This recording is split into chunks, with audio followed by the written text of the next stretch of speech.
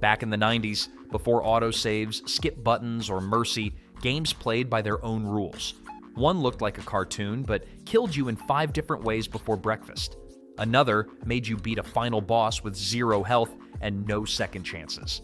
From rage-quit platformers to bosses that laughed at your pain, these are 15 90s games that were way too hard for their own good. Number 15. Crash Bandicoot, 1996. Crash Bandicoot looked fun at first. Bright colors, goofy sounds, and a spinning mascot made it seem like just another light platformer. But once you picked up the controller, the tone changed fast. The game was built around tight timing and harsh level design. Every jump had to be exact. Crash's movement was stiff, and his momentum often worked against you. One wrong move, and you were falling into a pit or slamming into an enemy. The camera didn't help. It was often fixed behind Crash, forcing you to run forward without seeing what was coming. You had to react to traps and enemies with almost no warning. And if you wanted 100% completion, you had to smash every box in the level, and missing just one meant starting over. Some levels, like the bridge stages, were infamous for their tiny platforms and no room for error. Crash didn't ease you in. It punished you from the start and dared you to keep going. Number 14. Myst, 1993. Myst looked harmless, peaceful even. No enemies, no weapons, just a quiet island and some soft background sounds. It felt like a game your parents might actually be okay with. But once you started playing, the calm turned into confusion real fast. There were no instructions, no hints, just switches, buttons, books, and doors that opened or didn't for reasons that made no sense. You'd flip a lever and something would change. Somewhere. Maybe. You had no map, no goals, and no one to explain what was happening. You just clicked around and hoped for the best. People started taking real notes on paper just to remember which button did what. And then came the puzzles. One of them used sound and a piano, and if you didn't have perfect pitch or a good memory, good luck. Myst didn't test your reflexes, it tested your patience and your sanity. Most players gave up. The ones who finished it either had a genius brain or a walkthrough printed out next to them. Number 13. Silver Surfer, 1990. Silver Surfer was the kind of game that sounded awesome. Fly through space as a Marvel hero and blast bad guys. What could go wrong? Then you played it. One hit, game over. Bump a wall, game over. Your hitbox? Way too big. Dodging anything felt almost impossible. The game switched between side-scrolling and top-down levels, which should have kept things fresh. Instead, it just meant more ways to lose. Enemies came at you non-stop, and the screen was full of random stuff trying to kill you. You never got a break. The game didn't feel tough in a fun way, it felt mean. You weren't a superhero, you were a flying target with no chance. Number 12. The Lion King, 1994.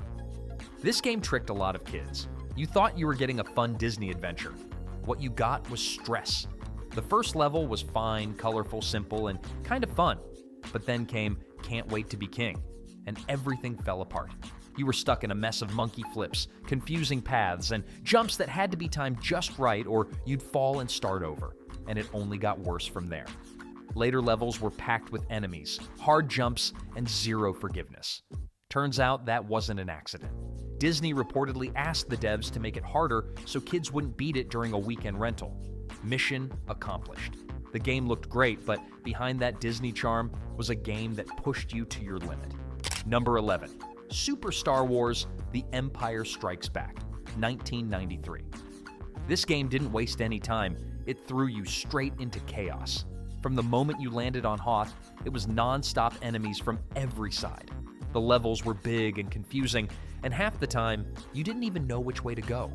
If there were power-ups, good luck finding them.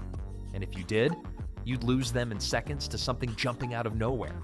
Every level felt like a battle just to survive. And the boss fights? Brutal. They hit hard and fast, and your health bar didn't stand a chance. The game looked cool and sounded epic, but it didn't let up for a second. Even clearing one level felt like a huge win. This wasn't just Star Wars, it was Star Wars on hard mode all the time. Number 10. Super Ghouls and Ghosts, 1991. This game didn't just want to beat you, it wanted to break you. You played as Arthur, a knight who could only take 2 hits. First you lose your armor, then you're toast. Enemies came at you non-stop, from the ground, the air, and sometimes both. The jumping felt heavy, like you were stuck in mud, and once you jumped, there was no turning back. You were locked into that move, whether it helped or hurt you. Traps were everywhere, hidden spikes, collapsing floors, enemies that popped up just when you thought you were safe. And if you somehow made it to the end, surprise, you had to beat the whole thing again to see the real ending. It wasn't just hard, it was relentless. The kind of game that didn't care how many lives you had, it wanted them all. Number 9, Oddworld, Abe's Odyssey, 1997. Abe just wanted to escape the factory and rescue his friends. But keeping him alive, that was a whole different story. The game looked amazing for its time, with weird creatures, creepy settings, and a ton of personality. But it was also brutally unforgiving. One wrong step and Abe could get shot, zapped, crushed, or blown to pieces, sometimes all in the same level.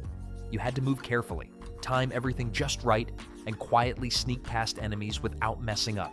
There was no room for guessing or rushing, and the checkpoints spread out way too far. If you made a mistake after a long section, tough luck, you were starting over. It wasn't just hard, it was stressful, and for a lot of kids, saving the Mudokons felt nearly impossible. Number 8, Battletoads, 1991. If you grew up gaming in the 90s, you probably heard the name Battletoads said with fear and maybe a little respect. It started out as a classic beat-em-up, tough but doable. Then came the infamous hoverbike level, and that's where everything went off the rails. You had to memorize every obstacle and react in a split second, or you were toast. Playing with a friend didn't help much either. The game had friendly fire, so half the time you were accidentally knocking each other out instead of the enemies. And if one of you lost all your lives, you both went back to the beginning. Reaching the later stages felt like winning the lottery. Battletoads wasn't just hard, it was out to destroy you. And weirdly, we kept pressing start anyway. Number 7, Time Crisis, 1995. If you had the arcade gun, Time Crisis was a blast. If you didn't and had to use a regular controller, pure suffering. Trying to aim with a D-pad while dodging enemy fire felt like playing whack-a-mole blindfolded. The speed you needed to react just wasn't possible without the proper hardware. You'd miss shots, run out of time, and end up taking damage from enemies you didn't even see. Time Crisis was one of those games where the fun was locked behind the right equipment. And without it, you were just flailing your way through a game that had no intention of waiting for you to catch up. Number 6, Tomb Raider 3, 1998. Tomb Raider 3 didn't mess around. The levels were huge, but that just meant more ways to get lost or walk straight into a trap. Spikes, death drops, enemies popping out of nowhere. It felt like danger was around every corner. The platforming was brutal. Every jump had to be lined up perfectly, and the controls were stiff, so messing up was easy. Half the time, you weren't just guiding Lara, you were fighting the controls. One wrong move, and it was back to the last save. This game didn't care how cool Lara looked. If you slipped up, she was done. Number 5, Heart of Darkness, 1998. Heart of Darkness looked like a fun cartoon adventure until it turned into a death trap. You played as Andy, a kid trying to rescue his dog from a shadowy world, but everything in that world wanted you dead. One wrong move and you were crushed, zapped, or swallowed whole. The game didn't just punish mistakes, it expected them. It relied heavily on trial and error. Miss a jump? You're dead. Don't react fast enough? Dead again. And checkpoints were few and far between, so you'd replay the same stretch over and over. It looked beautiful, but it played like a gauntlet. If you made it through, it wasn't by luck, it was because you memorized every single move. Number 4, Comix Zone, 1995. Comix Zone had one of the most creative setups of the decade. You weren't just playing through a comic book, you were inside it. Panels acted as rooms, and when you cleared one, Sketch, your main character, literally jumped into the next. Enemies burst through speech bubbles or ripped through the page to attack you. It was stylish, unique, and made you feel like you were part of something really original. But once the gameplay started, things got rough fast. Sketch could only carry 3 items at a time, and most of them were needed to solve puzzles or unlock different paths. The catch? Using items drained your health, even if they were essential. On top of that, there were no traditional continues. If you lost your only life, it was game over, back to the beginning. and unless you found secret bonus items, there was no safety net. Combat looked cool, but didn't feel great. Movements were stiff, combos were limited, and enemies hit hard. You couldn't just mash buttons, you had to know what you were doing, and even then, you might still lose. Boss fights took trial and error, but with so little health to work with, you rarely got more than one shot to figure them out. Comix Zone looked like a playable comic and absolutely nailed the style. But underneath all that cool art was a game that made you pay for every mistake and then some. It was smart, it was bold, and it absolutely did not go easy on you. Number 3, Mega Man X4, 1997. Mega Man X4 came out on the PlayStation and Sega Saturn, and it looked sharp for its time. The game had full anime-style cutscenes and voice acting, though the English voices, especially Zero's dramatic yelling, got mocked pretty fast. Still, it was a big step up visually from earlier entries. Gameplay was all about learning through failure. Each stage had its own theme and tricky layout, falling platforms, lava, tight jumps. You had to memorize everything to survive. Playing as X gave you ranged attacks and more defense, while Zero's sword style meant you had to get up close and stay sharp. Unlike X, Zero didn't copy boss weapons. He unlocked special moves, which made things harder. Boss fights weren't just about reflexes. You had to know which weapon or move each boss was weak to, or you'd get crushed. Some levels added mid-bosses or vertical areas that made things harder to manage. You couldn't rush, and one slip usually meant death. Enemies got smarter, the jumps were tight, and if you didn't stock up on health or sub-tanks before the final stretch, you were in for a long, painful ride. Mega Man X4 didn't just test your skills, it expected you to master everything. Number 2, Death Egg Robot, Sonic the Hedgehog, 2, 1992. After breezing through vibrant zones like Casino Night and Chemical Plant, the final showdown in Sonic the Hedgehog 2 hit like a freight train.